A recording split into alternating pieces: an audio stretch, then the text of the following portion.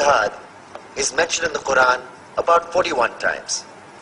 The words mercy, peace, and compassion are mentioned about 355 times. Yes, come in.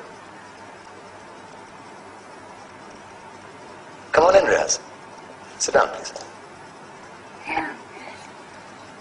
Contrary to popular belief in most Western cultures, Islam is a religion that preaches peace and tolerance. Yes, Patricia.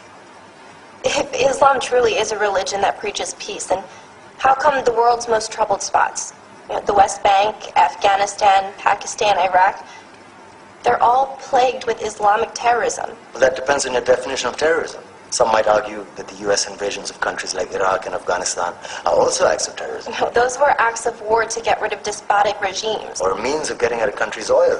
Conspiracy theories. Well, may I? Yes, please. Go ahead, Dress. Mr. Khan is right. I mean, if we're talking about terrorists, the world's biggest terrorists are the white superpowers. Come on now. No, really, stop and think about it.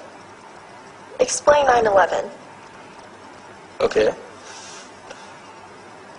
Do you know how many people died in the Twin Towers strike? Around 3,000.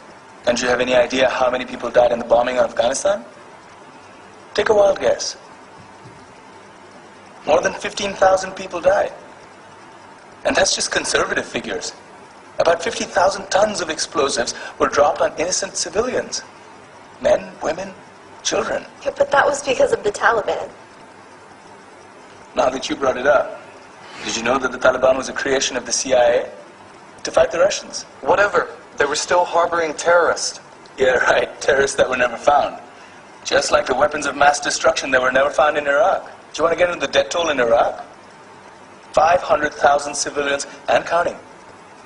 And what do Britain and America say when they don't find these weapons? It's simple. They just say sorry.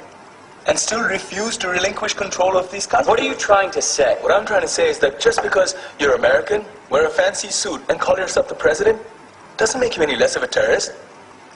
I'm saying that if you don't stop meddling in other people's countries, you will face a backlash. If Muslims like you feel that way, then why don't you get out of our country?